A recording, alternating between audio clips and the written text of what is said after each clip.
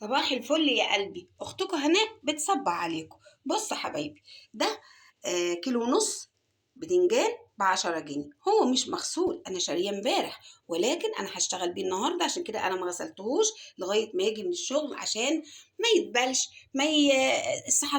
الصحيان بتاعه كده ما يقطمش بمعنى اصح. تمام. وده كيلو لبن، دوت كوبايه لبن.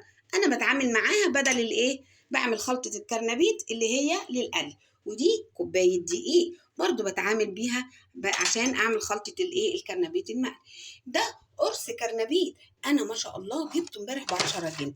هو جميل ومكبس وينفع كذا حاجة. يعني انا ممكن اعمل صينية بشاميل منه، ممكن اعمل صينية كرنبيت بالصلصة باللحمة المفرومة، ممكن اعمل بتاع ده مقلي، كرنبيت مقلي. ودي الكزبره الموروره الجميله اللي هي في اوانها في عز الشتاء.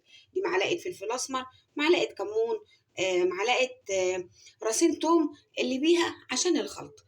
الغرض من الشيء، انا حاولت اشتري لحمه، انا بقول لكم حاولت، رحت عند بتاع اللحمه. ربنا يهديه، برضو هو ضغط عليه زي ما هو ضغط علينا. الحاجه غاليه، الحاجه نار، الحاجه. يعني الحمد لله جاب لي شويه اكتئاب كده، ورحت مروحه لا بيا ولا عليا.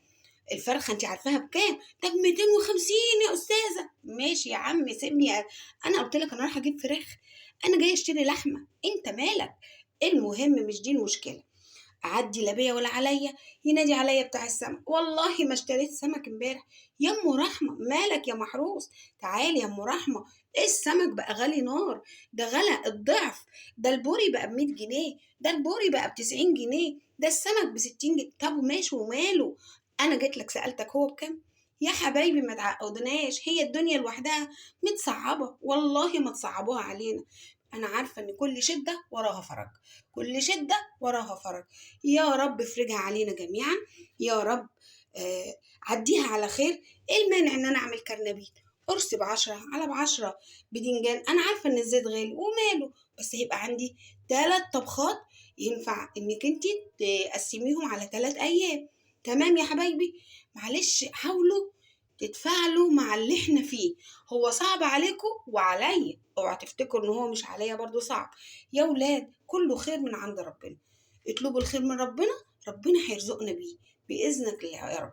يا رب أكون طاقة إيجابية ليكم، وما أكونش حاجة تقيلة عليكم. كانت معاكم أختكم هناء إبراهيم، والسلام عليكم ورحمة الله وبركاته.